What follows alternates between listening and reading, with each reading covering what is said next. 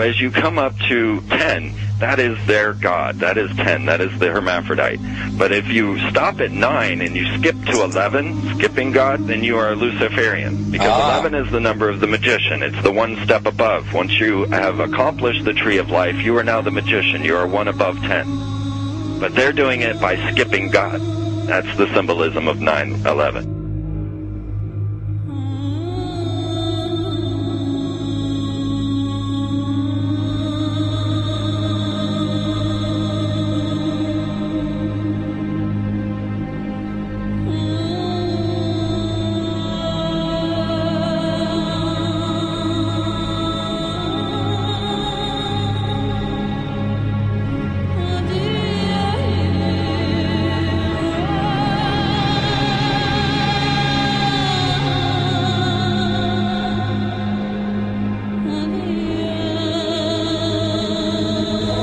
It is a big idea, a new world order.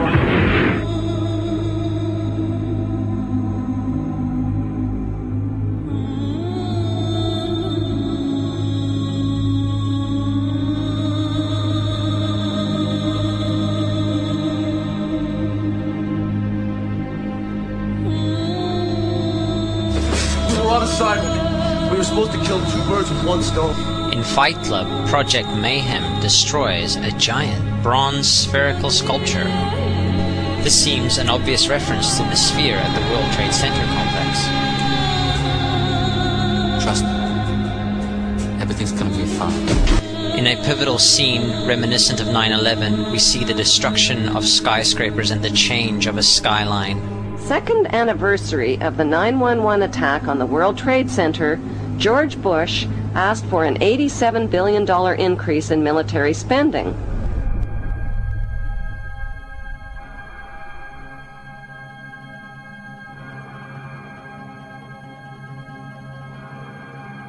In 1904, Crowley would receive the Book of the Law soon after meditating in the King's Chamber of the Great Pyramid. He claimed he had been contacted by a being called Aiwass. Crowley would also use this symbol in his work. Some of its meanings are said to include a reference to the number 77 in Hebrew and a connection to the god Pan. Crowley made this drawing of a non-human intelligence he saw during a ritual.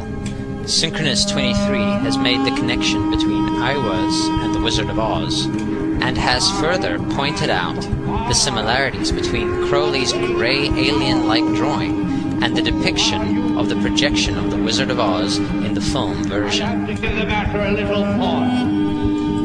The much overlooked theory has been put forward on the internet that when we are looking at George W. Bush, we are actually seeing Aleister Crowley's grandson. I have suggested that this video footage of George W. Bush reading The Pet Goat, coinciding with the start of the 9/11 mega ritual, is in fact a dedication of the 9/11 mega ritual to the great god Pan by Aleister Crowley's grandson.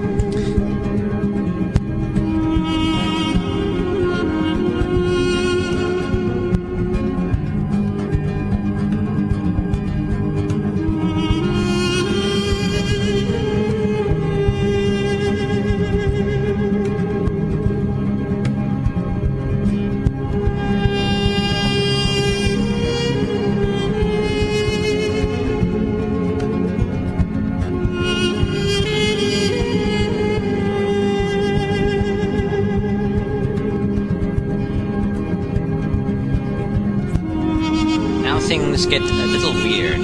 This is the 1978 version of The Wizard of Oz, The Wiz. Again we see the Emerald City connected to New York. On arriving at the end of the Yellow Brick Road, Dorothy and her companions go through the circular portal. Through the door we see 3 pyramids. Behind the pyramid shape, in between the pyramid pillars of the World Trade Center, we see the sphere, the representation of the Kaaba.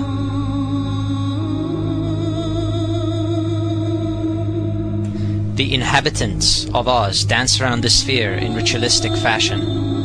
Fashioned in giant letters over the dome of the sphere, we see the word Oz. Oz, symbols of Pan and Aiwass, seen smack at the heart where the new Aeon was ushered in. An and where the Stargate was opened.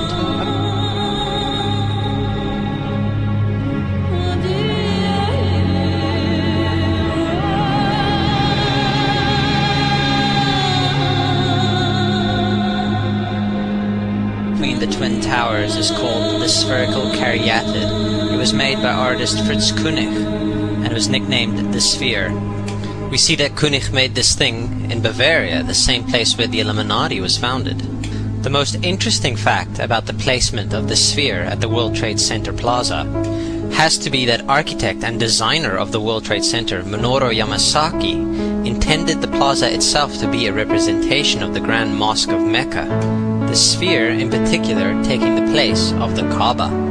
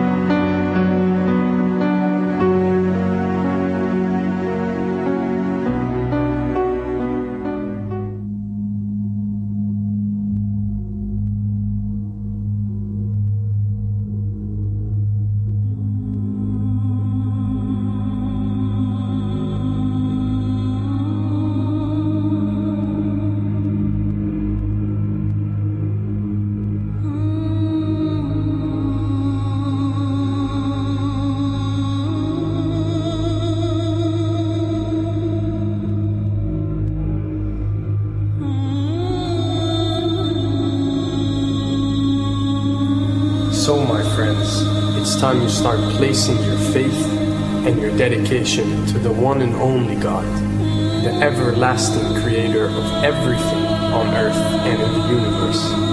He is greater than anything our minds can comprehend. Do you know how many times Muslims are required to circle the Kaaba when they visit it? 7 times, each counterclockwise. Would you like to know why? You see, what binds us as humans to this life and to this dimension and to this earth is the limits of time and space. We are bound to this dimension and this reality through time and space. Hence, if one wants to leave this dimension or leave this reality, he needs to break away from time and space. So when you visit the Kaaba and you rotate counterclockwise, what is this practice actually doing? It is literally helping you elevate your soul and elevating yourself to break away from time and space so you can touch something so unique and so beautiful and so powerful that it changes your life forever. And if you don't believe me, ask anyone who has visited the Kaaba how he or she felt or how their lives have changed ever since.